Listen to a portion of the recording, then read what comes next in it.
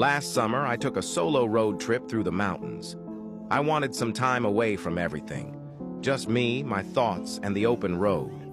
I was driving late one night when my car started sputtering and eventually died. I managed to cope. Last summer, I took a solo road trip through the mountains. I wanted some time away from everything. Just me, my thoughts, and the open road.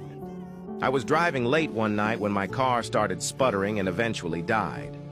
I managed to coast to the side of a desolate road, completely cut off from civilization. My phone had no signal, and it was pitch black outside. I remembered passing a small town about 10 miles back, so I decided to walk there and look for help. After what felt like hours of walking, I finally saw a faint glow of lights ahead.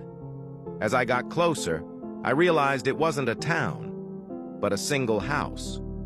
It was an old, run-down farmhouse, but at that point, I didn't care. I just needed a phone. I knocked on the door, and after a moment, a middle-aged woman answered. She looked startled to see me, but eventually invited me in. The inside of the house was even more decrepit than the outside. The wallpaper was peeling, and the furniture looked like it hadn't been touched in decades. She offered me some water and let me use her phone. I called a tow truck, and they said they'd be there in about an hour.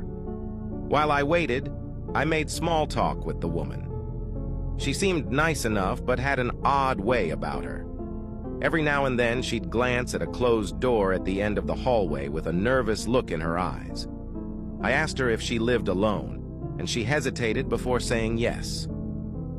About half an hour later, I heard faint shuffling noises coming from behind that door. I asked her if she was sure she was alone. She laughed nervously and assured me it was just the house settling, but her eyes told a different story. Follow for part 2.